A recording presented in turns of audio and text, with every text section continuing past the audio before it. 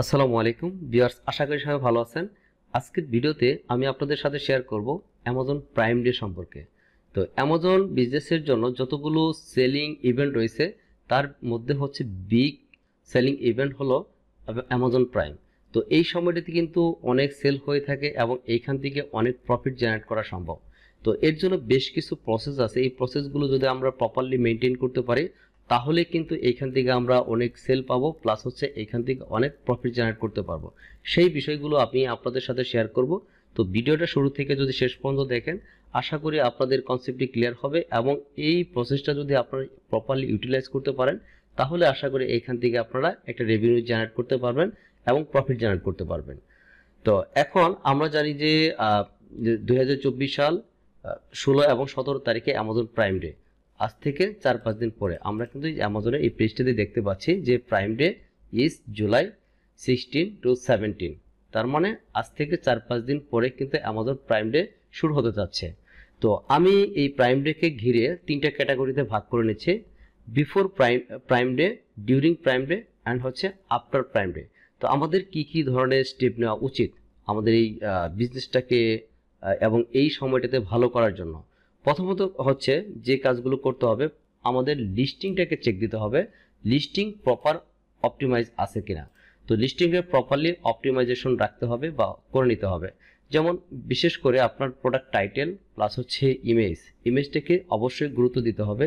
Product image অবশ্যই high quality হতে হবে এবং একজ্যাক্ট আপনার যে প্রোডাক্ট সেই প্রোডাক্টটার সাথেই মিল থাকতে হবে।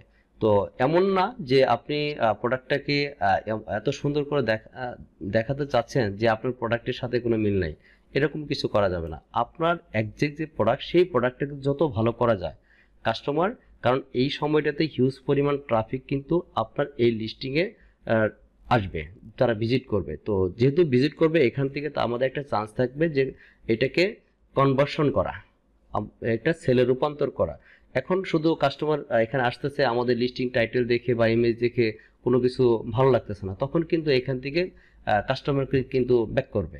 তো এই সেল রেশিওগুলো তখন কিন্তু আমাদের কমে যায়। তো এই জন্য আমাদের লিস্টিংটাকে প্রপারলি অপটিমাইজেশন রাখতে হবে, সেটা টাইটেল, ইমেজ, তারপর হচ্ছে আপনার কি ফিচার বা বুলেট পয়েন্ট, ডেসক্রিপশন, তারপরে আমাদের এ প্লাস কন্টেন্ট অথবা প্রিমিয়াম এ প্লাস কন্টেন্ট, এইগুলো কিন্তু আমাদের প্রপারলি কিন্তু অপটিমাইজেশন থাকতে হবে। সেই ক্ষেত্রে আমাদের কিন্তু একটা সেল রেশিওর ক্ষেত্রে ভালো একটা ইম্প্যাক্ট দিবে। পাশাপাশি হচ্ছে যে আমরা এই প্রাইম ডেকে ঘিরে অ্যামাজনের অ্যাডভার্টাইজিং এই অপশনটি থেকে বেশ কিছু অ্যাডভান্স মার্কেটিং রয়েছে যা এই কাস্টমারকে অনেক হেল্প করে আমাদের সেলসের ক্ষেত্রে। তো যেমন এইখানে আমরা এই প্রোডাক্টের ক্ষেত্রে দেখতেছি এখানে কিন্তু একটা কুপন ইউজ করা আছে, অ্যাপ্লাই 10%। তো এইটা যদি সে কোনো কাস্টমার আসে এবং কি এটা অ্যাপ্লাই করে, সে কিন্তু এখানে 10% কুপন কিন্তু সে নিতে পারবে। তো এখন এখানে আরো বেশ কিছু অপশন রয়েছে, ডিল রয়েছে, প্লাস হচ্ছে এখানে ভাউচার, তারপরে প্রমোশন। এই অ্যাডভার্টাইজিং এই অপশনগুলো থেকেই এখানে আছেন। যখন আপনারা এই অ্যামাজন ড্যাশবোর্ড থেকে আপনারা ওই অ্যাডভার্টাইজিং অপশনটিতে আসবেন তখন এই যে অপশনগুলোর কথা বলতেছি সেইখানে আপনারা এখানে দেখতে পারবেন।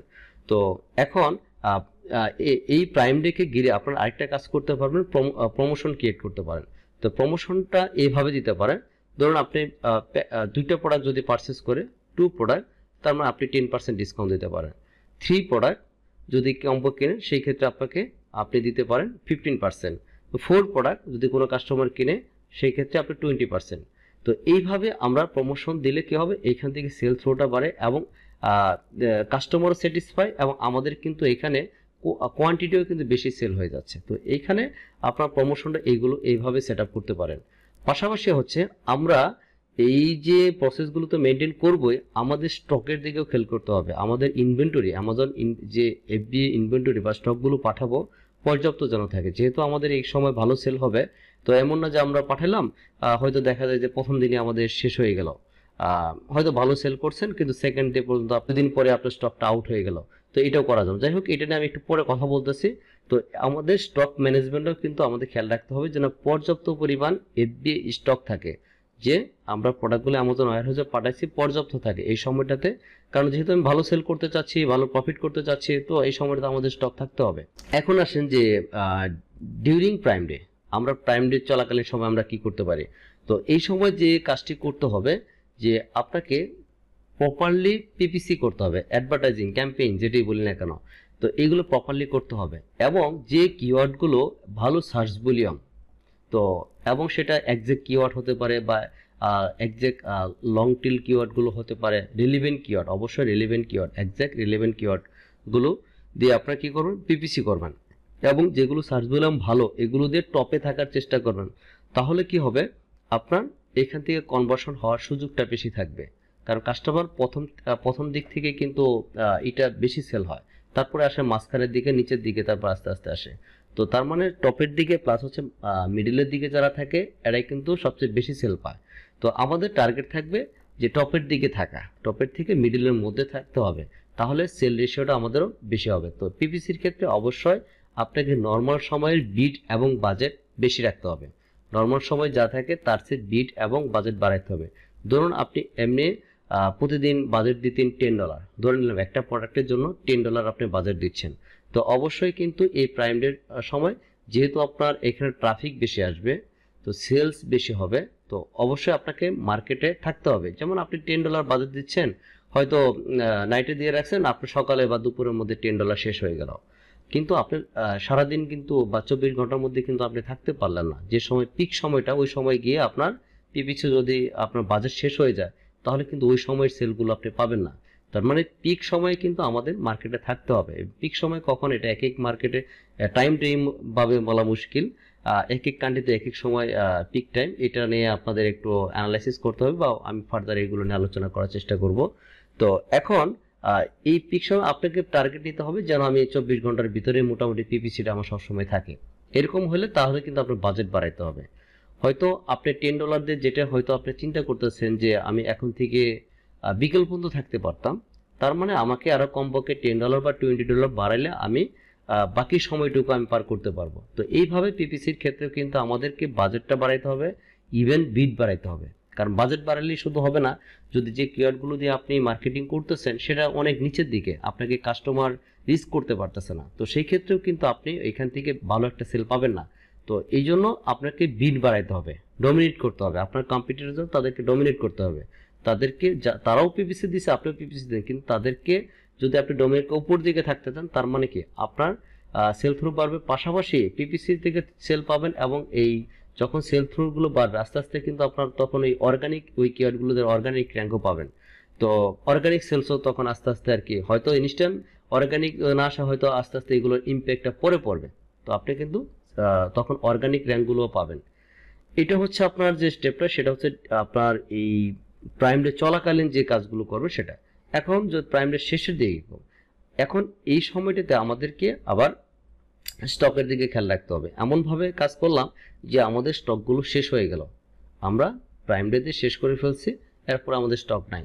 অবশ্যই প্রোডাক্ট সেটা হয়তো আপনার আছে, কিন্তু আপনার কিছুদিনের জন্য বা লম্বা সময়ের জন্য গ্যাপ পড়ে যাচ্ছে, তো সেই ক্ষেত্রে কিন্তু আপনার বিজনেসের জন্য একটা হ্যাম্পার পড়বে।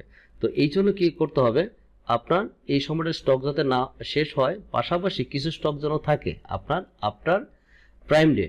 তাহলে কি হবে, আপনি যখন লম্বা সময়ের জন্য মার্কেট থেকে আপনার না সরবেন, বা আপনার লিস্টিংটা যখন মানে আপনার সরা বলতে বোঝাচ্ছি, যতক্ষণ পর্যন্ত আপনার প্রোডাক্ট থাকবে ততক্ষণ পর্যন্ত আপনাকে এইখানে সিস্টেমের ভিতরে আপনাকে কাস্টমার পাবে, বা আপনি পিপিসি করে হোক, অর্গানিক র্যাঙ্ক দিয়ে হোক, আপনার সেল হবে। সেল হবে মানে আপনার র্যাঙ্কে থাকা। যখন আপনার সেল থাকবে না একটা লম্বা সময়ের জন্য, সেটা 10-15 দিন বা এক সপ্তাহ পার হয়ে যাবে, তখন কিন্তু আবার আস্তে আস্তে র্যাঙ্কগুলো ফল করতে থাকবে। তার মানে এখানে কিন্তু আবার আপনাকে আবার সেই মার্কেটিং করে আস্তে আস্তে উপরের দিকে আসতে হবে। আর যদি আপনার স্টক যদি অ্যাভেলেবেল থাকে, তাহলে কিন্তু এই আপনার এই প্রবলেমে পড়ার চান্সটা খুবই কম। তো এই দিকেও আমাদেরকে খেয়াল রাখতে হবে। তো এইভাবে যদি আপনার টোটাল প্রসেসগুলো যদি মেনটেন করতে পারেন, আর কি বলে, before prime day, during prime day and after prime day, তাহলে আশা করি আপনাদের এই বিজনেস থেকে অবশ্যই অবশ্যই প্রফিট করা সম্ভব। আরেকটা জিনিস মাথায় রাখবেন, যে প্রাইস যখন সেট করবেন অবশ্যই সেটা কম্পিটিটিভ প্রাইস রাখার চেষ্টা করবেন। কারণ প্রাইস যদি দেখা যায় কম্পিটিটিভ প্রাইস যেটা আছে সেটার চেয়ে আপনার প্রাইসটা অনেক বেশি, তখন কিন্তু একটা প্রবলেমে পড়ে যাবেন। তখন দেখা যায় তারা এখান থেকে ম্যাক্সিমাম সেল পাচ্ছে, আপনার এখানে কাস্টমার আসতেছে কিন্তু এখান থেকে বেরোয় যাচ্ছে, কারণ এখানে ট্রাফিক আসবে, তখন সবই ঠিক আছে, প্রাইসটা অনেক বেশি মনে হচ্ছে, আবার একটু কম বেশির জন্য কিন্তু বেশি একটা প্রবলেম হয় না। যদি আপনার প্রোডাক্টের রেটিং রিভিউ ভালো থাকে, লিস্টিং কোয়ালিটি ভালো থাকে, সবকিছু ঠিকঠাক থাকে, তখন একটু প্রাইস যদি বেশিও হয় সেই ক্ষেত্রেও কিন্তু এগুলো সেল হয়ে যায়। তো সেই ক্ষেত্রে আপনার সেলস নিয়ে বেশি একটা প্রবলেম হবে না। তো যাই হোক, এই প্রসেসগুলো যদি আমরা মেনটেন করতে পারি আমাদের এই বিজনেসের জন্য, অবশ্যই এখান থেকে ভালো সেল করা পসিবল এবং এখান থেকে প্রফিট করা পসিবল। তো আশা করি সিস্টেমগুলো বুঝছেন। ভিডিওটা যদি ভালো লেগে থাকে আমার চ্যানেলের সাথে থাকবেন। সবাই ভালো থাকবেন। আসসালামু আলাইকুম।